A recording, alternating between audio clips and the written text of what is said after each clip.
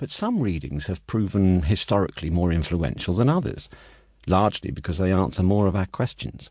Later readers are prone to ask, why was Marx so successful as a thinker? Did he have a system? And if so, what does it consist of? Does Marx take us to Lenin? To Stalin? To the revisionist Edward Bernstein or the renegade Karl Kautsky? Is Marx's theory of alienation still relevant? Was Marx an economic determinist? Did he regard the end of capitalism as inevitable? Is class the most important category of social analysis? Did Marx deny a role to individuals in history? Was he a democrat or a totalitarian? To complicate matters, Marx answered many of these questions in different ways as the circumstances around him altered. The first testing ground for his theory of communism, Europe in 1848, had altered greatly by his death in 1883. Now, too, Russia loomed not solely as the epitome of reaction, but as potentially a revolutionary venue. Yet, in other respects, not only Europe, but the world was exactly what Marx had predicted by the time he died. He prophesied an evangelical, crusading capitalism which aimed to conquer the globe. His understanding of this process remains amongst the most compelling explanations ever offered.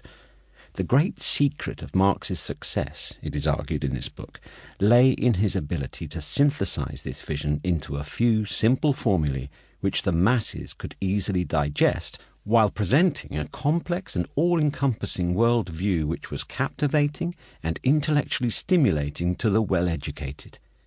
No competitor succeeded in achieving this degree of comprehensiveness, or in provoking extraordinarily intellectual ecstasy and moral fervency that Marxism has often induced. The line between the popular and elite readings of Marx has often been deliberately maintained. Many Marxist intellectuals have strained to make Marx and his system as unintelligible as possible, if only to justify their leadership of the inchoate masses in the correct direction. This is usually achieved by adopting tortuously obscure, convoluted, Hegelian phraseology, which renders Marxism a kind of Gnostic secret science accessible to only the few. It is analogous to the medieval church's insistence on using Latin to exclude the masses from accessing the sacred texts. The seductiveness of incomprehensibility here has proven extraordinarily powerful. Words like dialectic and negation may pierce the veils of ignorance and dispel the superstitions of the many, but can also become weapons that defend unintelligibility. In its simplest form, official Marxism-Leninism, or diamat, dialectical materialism, became a bland, formulaic dogma. Here, complex theory is reduced to a few ritualistic and easily parroted phrases.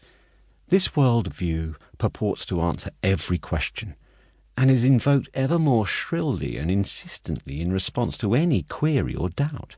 Most later readers bolt quickly when confronted with either of these discourses, but hundreds of thousands have become Marxists, some of the most dogmatic sort, without having read a line of Marx, indeed without being able to read at all, and some have found this to be a virtue rather than an anomaly.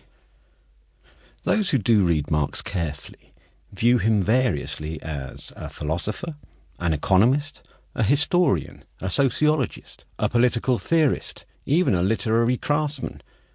The approach to Marx adopted in this book is chiefly through the history of socialism.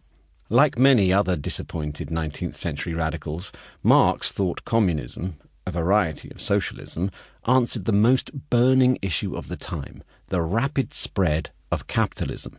There were, and are, many socialisms on offer.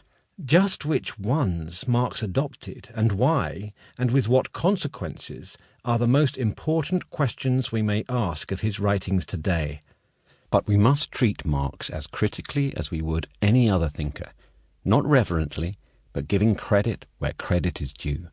If this approach makes Marx appear less original than is sometimes presumed, it also portrays him as more practical and less wedded to metaphysical schemas. It depicts him navigating a complex field of alternatives to capitalism in a peculiar